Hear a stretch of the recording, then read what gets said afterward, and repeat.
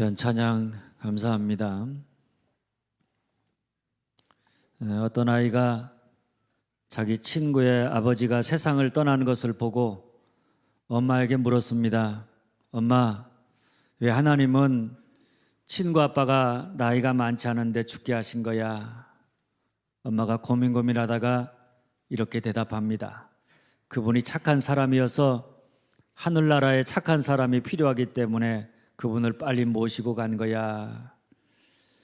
이 아이가 그날 저녁 잠자기 전에 근심 어린 마음으로 하나님께 이렇게 기도했습니다. 하나님께서 착한 사람을 빨리 데려가신다고 제가 엄마한테 들었어요. 그런데 하나님, 솔직히 말씀드리는데요, 저는 항상 착한 것은 아니에요. 착한 사람을 빨리 데려가신다는 말에 혹시 하나님이 나도 데려가실까 하는 두려움을 느낀 아이가 드린 귀여운 기도입니다. 사실 두려움이라고 하는 것이 얼마나 무서운지 모릅니다. 우리가 두려움에 빠지게 되면 우리에게서 할 수 있다는 자신감을 다 잃어버리게 됩니다. 그뿐 아니라 두려움에 사로잡히게 되면 오늘을 내가 사는데 무슨 정신으로 사는지 오늘을 다 빼앗겨버리고 맙니다. 거기다가 두려움은 우리의 생각, 우리의 삶을 다 마비시켜서 정상적인 활동을 할 수 없게 만듭니다. 또 두려움에 빠지게 되면 하나님에 대한 의구심, 불신하는 마음이 생겨서 결국 하나님 말씀대로 순종하지 못하고 불순종하는 삶을 살게 되어집니다. 바로 이런 이유 때문에 힘 있는 많은 사람들이 다른 사람을 자기 마음대로 지배하려고 할 때 사용하는 나쁜 방법이 뭔가 하면 그들에게 두려움과 공포를 갖게 하는 것입니다. 두려움을 주어서 상대방을 꼼짝 못하게 만들어서 자기 마음대로 자기 생각대로 지배하는데 신앙도 마찬가지입니다. 사탄이나 거짓된 세상이 우리로 믿음으로 살아가지 못하게 공격할 때 가장 많이 쓰는 방법 중에 하나가 바로 두려움입니다. 미래에 대한 두려움, 심판에 대한 두려움 등 두려움을 갖게 해서 우리가 더 이상 한 발짝도 앞으로 나아가지 못하게 하고 더 이상 하나님을 신뢰하지도 하나님 말씀대로 순종하지도 못하게 만드는 것입니다. 그러나 여러분, 바울이 디모데에게 한 말처럼 하나님이 우리에게 주시는 것은 두려워하는 마음이 아닙니다. 이 말을 달리하면 하나님은 두려움을 사용해서 우리를 협박하시거나 자기 마음대로 우리를 조종하거나 지배하지 않으신다. 오히려 우리를 존중해서 우리가 주님을 사랑하는 마음에서 자원하여서 하나님 말씀에 하나님의 뜻에 반응할 때까지 오래 참으시고 기다리신다. 이런 말씀입니다. 그러니까 두려운 마음은 하나님이 우리에게 주시는 마음이 결코 아닙니다. 그래서 성경에 보면 하나님은 두려움 속에서 살아가는 오늘 우리를 향해서 끊임없이 뭐라고 말씀하시는가 하면 두려워하지 말라 이렇게 말씀하십니다. 세상이 너희를 두렵게 할지라도 혹여 너희가 두려움 상황에 처한다고 할지라도 그 상황 속에서 너와 함께 하시는 하나님을 바라보고 두려워하지 말라는 것입니다. 루마니아의 범브란트 목사님이 14년 동안 공산정권에 의해서 감옥 생활하면서 성경을 읽는 가운데 두려워하지 말라는 말씀을 하나하나 세어보니까 모두 365개나 되었다고 합니다. 그는 이 감옥 속에서 매일매일 언제 죽을지 모르는 두려움 속에 살아가면서 그는 성경을 필 때마다 두려워하지 말라 말씀하시는 이 말씀을 대하면서 성령님께서 1년 365일 동안 매일같이 두려워하지 말라 이렇게 말씀하시면서 힘주시는 것을 깨달았다 고백했습니다. 그렇습니다. 주님은 오늘도 우리가 사단이나 세상이나 세상에 있는 것들이 우리를 두렵게 한다고 할지라도 그래서 우리로 믿음에서 떠나 세상을 쫓도록 공격한다고 할지라도 그것을 두려워하지 아니하고 오히려 나와 함께 하시는 하나님으로 말미암아 우리가 부른 찬송가 가사처럼 그 두려움이 변하여 내 기도가 되고 전날의 한숨이 변하여 내 노래가 되기를 원하시는 줄 믿으시기를 바랍니다. 오늘 말씀에 나오는 베드로는 그를 엿박아는 사내들인 공회 앞에서 두려워할 수밖에 없었지만 두려워하지 아니하고 담대하게 오히려 자기를 엿박하는 자들을 향해서 복음을 증거하고 믿음의 길을 끝까지 걸어갔습니다. 오늘 말씀은 그가 그렇게 두려움에서 담대함으로 나아갈 수 있었던 그 비밀이 어디에 있는지를 가르쳐주는 말씀입니다. 오늘 말씀의 배경은 이렇습니다. 베드로와 요한이 성전 미문에 앉아 구걸하던 나면서부터 안전병했던 사람을 일으켜 세웠습니다. 그런데 그로 말미암아서 많은 사람들이 베드로와 요한을 주목하니까 그가 그들을 향해서 그를 일으키신 분은 너희가 못 박아 죽인 예수 그리스도요. 그분은 부활하셔서 지금도 살아계신다. 십자가와 부활의 복음을 전했습니다. 그랬더니 그 말씀을 듣고 예수를 믿게 된 사람의 숫자가 장정만 5천이나 되었으니까 그 당시 예루살렘의 인구가 2만 5천에서 3만 명 정도 되니까 그야말로 도시 전체가 발칵 뒤집어졌다고 해도 과언이 아닙니다. 그러자 성전을 맡은 사람과 사두개인이 베드로와 요한으로 하여금 더 이상 복음을 전하지 못하도록 그를 현장에서 긴급 체포해서 감옥에 가두었습니다. 그리고 그 다음날 그 당시에 종교 지도자들이 모인 사내들인 공회 앞에 그들을 세워놓고 너희가 무슨 권세와 누구의 이름으로 이 일을 행하느냐고 신문하고 다시는 예수의 이름으로 말하지 말라고 그랬다가는 혼날 줄 알으라고 이렇게 협박했습니다. 그 당시 사내들인 공회는 아무 죄도 없는 예수님을 죄를 만들어서 십자가에 죽게 만든 없는 죄도 만들어 죽일 수 있는 그런 권력을 가진 집단입니다. 그러니까 그들의 협박은 그냥 협박으로 끝나는 것이 아니라 얼마든지 베드로와 요한을 잡아 죽일 수 있는 협박이었습니다. 그러니까 그 앞에서 두려워하지 않을 사람이 없었습니다. 이전에 베드로라고 한다면 이런 협박 앞에서 죽음이 두려워서라도 알았다고 내가 다시는 예수의 이름으로 말하지 않겠노라고 이렇게 대답했을지도 모릅니다. 그런데 베드로가 어떻게 달라졌는가 하면 두려움 때문에 모든 것을 포기하고 물러선 게 아닙니다.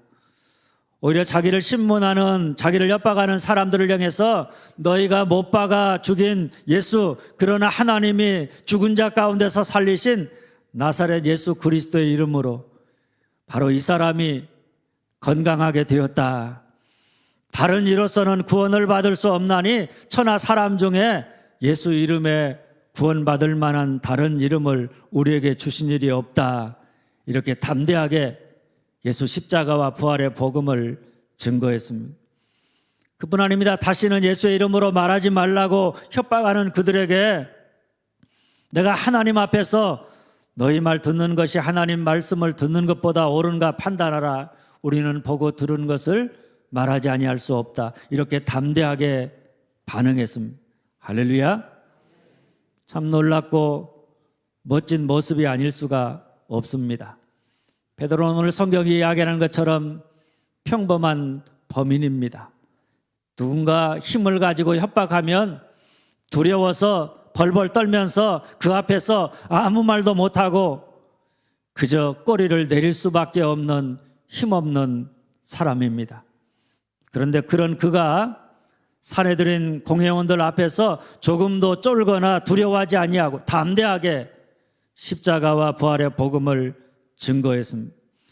예수의 이름으로 말하지 말라고는 그들의 협박 앞에서 내가 하나님 앞에서 너희 말 듣는 것이 하나님 말씀을 듣는 것보다 옳으냐? 나는 보고 들은 것을 말하지 않을 수 없다. 아주 담대하게 그들의 협박에 아랑곳하지 아니하고 자기가 하고 있는 일, 걸어가야 하는 길을 끝까지 걸어가겠다고 선언하고 있는 것을 보게 됩니다. 참 얼마나 멋진 그리고 당당한 모습인지 모릅니다. 오늘 여러분이 겪고 있는 두려움이 무엇이든 그 두려움이 담대함으로 변하여서 세상의 협박과 유혹에 아랑곳하지 아니하고 베드로처럼 끝까지 믿음의 길을 당당하게 걸어갈 수 있는 멋진 여러분들이 다 되어질 수 있기를 주님의 이름으로 축원합니다. 그러면 첫째 따라서 합니다. 예수 이름에 능력을 믿는다. 예수 이름에 능력을 믿는다.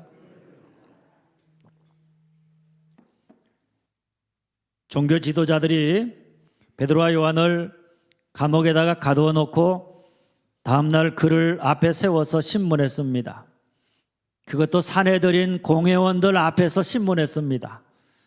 뭐라고 신문했는가 하면 너희가 무슨 권세와 누구의 이름으로 이 일을 행하였느냐. 이때 베드로가 대답합니다. 너희가 십자가에 못 박고 하나님이 죽은 자 가운데 살리신 나사렛 예수 그리스도의 이름으로 이 사람이 건강하게 되어서 너희 앞에 섰느니라. 여러분, 이 말이 뭡니까? 너희가 예수를 십자가에 못 박아 죽었지만은 그 예수는 하나님이 다시 부활하게 하셔서 오늘 또 우리 가운데 우리와 함께 하시고 구원의 능력을 행하셔서 바로 이 안진뱅이를 일으켜 세우셨다, 구원하셨다, 이런 이야기입니다. 여러분도 아시는 것처럼 예수의 이름은 임마누엘, 하나님이 우리와 함께 하신다. 저가 자기 백성을 죄에서 구원할 자이다, 이런 뜻입니다. 이 말을 쉽게 하면 전능하신 하나님이 예수 그리스도 안에서 예수 믿는 우리와 언제나 함께 하시고 날마다 우리를 위해서 구원의 역사를 행하신다, 이런 의미입니다.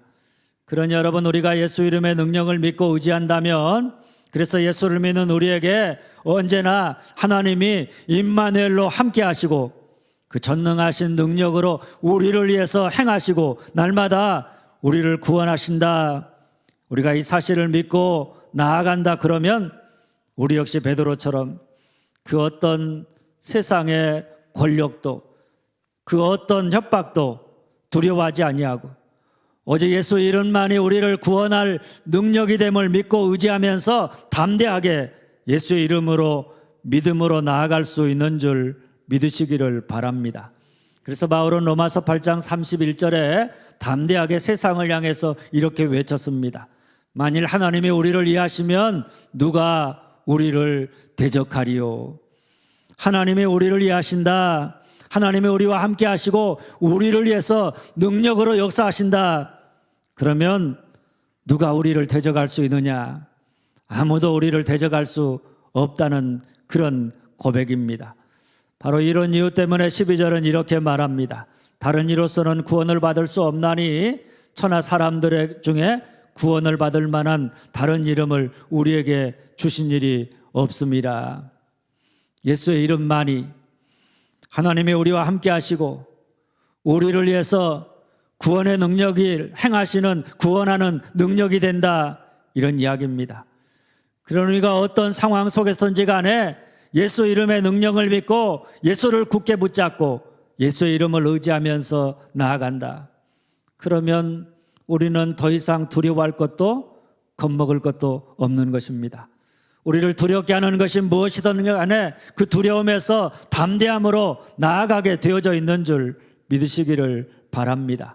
바울도 마찬가지입니다. 바울의 삶을 보면 그가 이방인 선교의 사명을 감당하면서 얼마나 많은 어려움과 고난, 죽을 고비를 많이 당했는지 모릅니다. 얼마나 많은 협박을 당했는지 모릅니다. 때로는 그의 고백처럼 우겨싸임을 당하기도 하고, 때로는 답답한 일을 당하기도 하고, 때로는 핍박을 받기도 하고, 때로는 거꾸로뜨림을 당하기도 했습니다. 그런데 바울은 그의 고백처럼 사방으로 우겨싸임을 당해도 움츠려들지 않았습니다. 답답한 일을 당하면서도 낙심하지 않았습니다. 핍박을 받아도 버림받지 않았습니다. 거꾸로뜨림을 당하여도 그가 망하지 않았습니다.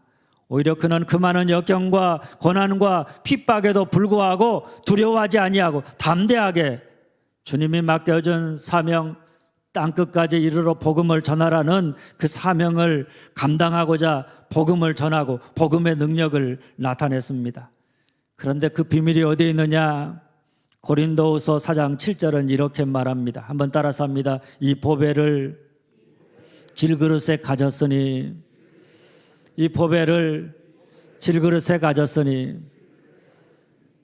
바울이 다른 사람과 특별히 다른 사람이었기 때문이다. 그는 특별한 능력, 강한 능력을 가진 사람이기 때문이다. 이렇게 말하지 않습니다.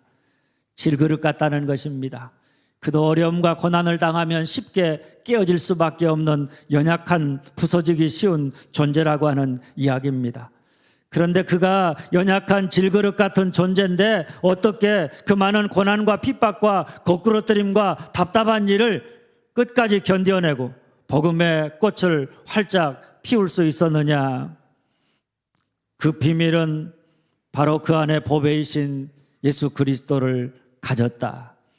자기 안에 있는 보배이신 예수 그리스도를 바라보고 예수의 이름을 의지했다는 것입니다. 오늘 말씀을 하면 예수 그 이름의 능력을 믿고 의지했다, 이런 이야기입니다. 여러분, 오늘 우리 삶의 고난과 위기 앞에서 쉽게 깨어질 수밖에 없는 질그릇 같은 연약한 우리가 두려워하지 아니하고 담대하게 믿음의 길을 걸어가며 승리할 수 있는 비밀은 다른 게 아닙니다. 내 안에 보배이신 예수 그리스도가 있다. 바로 그 예수 이름의 능력, 하나님이 나와 함께 하시고 내 편이 되셔서 나를 구원하기 위해서 능력으로 역사하신다.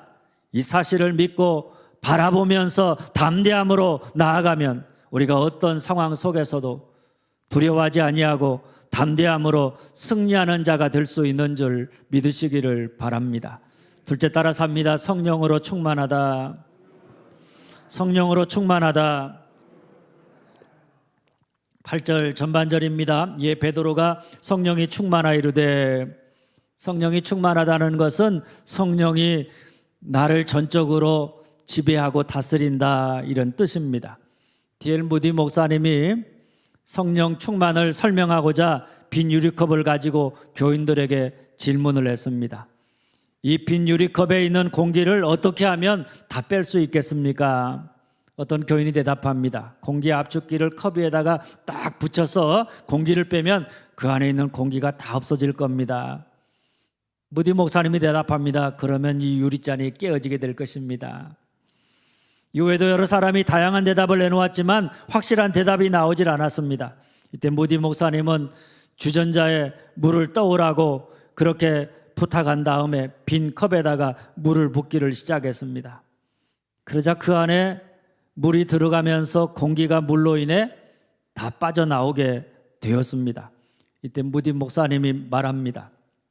성령 충만하다는 것은 우리 안에 성령으로 가득 차게 해서 내가 다 빠져나가게 하는 것입니다. 성령 충만이 뭡니까? 우리 안에 성령으로 가득 차게 해서 내가 다 빠져나가게 되는 상태를 우리가 성령 충만이라. 그러니까 내 안에 내가 나를 지배하는 게 아니라 성령이 나를 온전히 지배하도록 하는 상태, 바로 그것을 성령 충만이라 말할 수 있는 것입니다. 성령 충만하기 전에 베드로는 예수님의 수제자요, 예수님의 가장 큰 사랑을 받았고 예수님과 3년 동안 모든 것을 함께 했던 사람입니다. 그래서 그는 나 정도면 어떤 유혹과 도전 앞에서도 얼마든지 이길 수 있다, 자기 자신을 믿었습니다. 그러다 보니까 주님이 네가 나를 3번 부인하게 될 것이다 말씀하셨을 때에도 다른 사람은 몰라도 나는 절대로 주님을 부인하지 않겠다, 목숨을 걸고 장담했습니다. 그만큼 자기 확신과 자기 열정을 믿고 어떤 면에서 보면 굉장히 담대한 사람처럼 보였을 것입니다. 그런데 그런 그가 예수님이 로마 병사에게 붙잡혀 가실 때 그 뒤를 따라가다가 혹시 자기도 잡혀서 죽을지 모른다는 두려움 때문에 예수를 모른다고 3번이나 부인했습니다. 두려움에 그 믿음이 삼키움을 당한 것입니다. 그런데 그런 그가 오순절 성령 강림 사건 이후에 성령으로 충만함을 받아서 두려움에서 담대함으로 나아갔습니다. 그는 지금 예수를 십자가에 못 박아 죽였던 바로 그 사내들인 공회원들 앞에 서 있습니다. 신문을 당하고 협박을 받고 있습니다. 그런데 놀라운 것은 그가 이전처럼 세상의 협박과 도전 앞에서 두려워하여서 나는 예수를 모른다고 부인하면서 도망치는 게 아닙니다. 오히려 담대하게 너희가 십자가에 못 박은 예수 그리스도만이 우리의 생명이요 구원자가 되신다고. 그분은 부활하셔서 지금도 안진뱅이와 같이 고난과 절망 속에 있는 자들을 일으켜 세우시고 날마다 우리를 구원하신다고. 우리는 우리가 보고 들은 것을 말하지 아니할 수 없다고 복음을 증거했고 핍박 속에서도 담대하게 믿음의 길을 걸어갔습니다. 그런데 이런 베드로의 변화는 사람들이 이상히 여긴 것처럼 인간적인 지혜로 설명할 수가 없는 것입니다. 성령이 아니면 이해할 수 없는 변화임을 우리가 알게 되어집니다. 성령이 충만하게 되면 그 상태를 성경은 뭐라고 하는가 하면 새술에 취했다. 술에 취한 모습, 성령에 취한 것을 새술에 취했다고 이렇게 말합니다. 사람이 술에 취하면 겁이 없어지는데 마찬가지입니다. 사람이 새술과 성령에 취하게 되면 베드로처럼 뭘 상실하는가 하면 겁을 상실하게 됩니다. 그래서 자기를 죽일 수도 있는 사람들 앞에서 더 이상 두려워하지 아니하고 담대하게 내가 너희 말 듣는 것이 옳으냐 하나님 말씀 듣는 것이 옳으냐 판단하라. 나는 보고 들은 것을 말하지 아니할 수 없다. 이렇게 말하게 되는 것입니다. 여러분, 베드로가 자기를 협박하기 위해서 모인 종교 지도자들 앞에서 담대하게 예수의 이름을 증거하면서 나는 보고 들은 것을 말하지 아니할 수 없다고 고백할 수 있었던 비밀은 다른 것 아닙니다. 전적으로 그가 어떤 사람이었기 때문입니까? 성령으로 충만한 사람이 되었기 때문입니다. 만일 그가 내 자신으로 충만했다, 내 경험, 내 의지, 내 열심으로 충만했다, 그러면 그는 위협과 협박 앞에서 또다시 주님을 모른다고 부인할 수밖에 없었을 것입니다. 그런데 그는 이제 성령 충만한 사람이 되었습니다. 베드로가 성령으로 충만하게 되자 그가 겁을 상실하고 담대하게 예수의 이름을 증거하고 선포했고 그 가운데 구원의 역사, 복음의 역사가 크게 나타나게 된 것입니다. 그런 여러분, 오늘 우리가 두려움에서 담대함으로 나아가는 자가 되려면 내가 나로 충만한 자가 되어서는 안 되는 것입니다. 내가 나로 충만하면 어려움과 고난, 두려움 상황에 처하게 되면 우리는 끊임없이 믿음에서 떠나 주님을 모른다고 부인할지도 모릅니다. 우리가 두려움에서 담대함으로 나아가려면 나로 충만한 자가 되어서 내가 두려움을 맞서는 자가 아니라 성령으로 충만한 자가 되어서 성령과 더불어 두려움을 맞서는 자가 되어야 하는 줄 믿으시기를 바랍니다. 셋째, 따라서 합니다. 하나님 앞에 서 있다. 하나님 앞에 서 있다. 19절입니다. 베드로와 요한이 대답하여 이르되 하나님 앞에서 너희 말을 듣는 것이 하나님 말씀을 듣는 것보다 옳은가 판단하라. 오늘 우리가 두려움에서 담대함으로 나아가려면 첫째는 내 안에 있는 예수의 이름의 능력을 믿어야 합니다. 그리고 둘째는 나로 충만한 자가 아니라 성령으로 충만한 자가 되어야 합니다. 그리고 셋째는 뭡니까? 하나님 앞에 서는 자가 되어야 합니다. 우리 신앙인들 가운데 온도계 같은 사람, 온도 조절계 같은 사람이 있습니다. 온도계는 날씨가 추우면 온도계가 내려갑니다. 날씨가 더우면 올라갑니다. 온도계 신앙인은 환경에 따라서 오르락내리락합니다. 신앙생활이 오르락내리락합니다. 두려움의 상황, 두려움의 감정에 의해서 내 삶이, 내 믿음이 끊임없이 요동치는 것입니다. 온도 조절기는 다릅니다. 날씨가 추우면 조절기로 올리면 되고 더우면 조절기를 내리면 되는 것입니다. 조절기에 따라서 방안 온도가 오히려 달라지는 것입니다. 그런데 하나님이 우리에게 두려워하는 마음이 아니라 절제하는 마음을 주셨다고 하는 것은 온도계 같은 삶이 아니라 절제를 통해서 온도 조절기 같은 신앙인이 되게 하셨다, 이런 말씀입니다. 그런데 바로 그 온도 조절기 같은 게 뭔가 하면 우리가 하나님 앞에 서는 것입니다. 우리가 하나님 앞에 서 있다. 그래서 그 하나님 앞에서 하나님의 임재가 느껴지고 거룩한 두려움에 우리가 사로잡힌다. 그러면 이전에 그렇게 커 보이던 세상, 그렇게 심각했던 문제가 작아 보이게 되어져 있고 그럴 때 우리 마음의 두려움이 사라지고 담대하게 되어져 있는 것입니다. 반면에 우리가 하나님 앞에 서 있지 아니하고 우리를 두렵게 하는 세상 앞에 서 있다.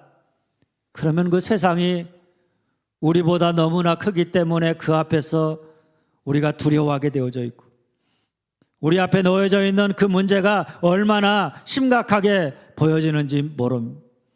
평온한 마음, 담대한 마음은 온데간데 없이 사라지고 두려움에 사로잡히게 되어 있는 것입니다.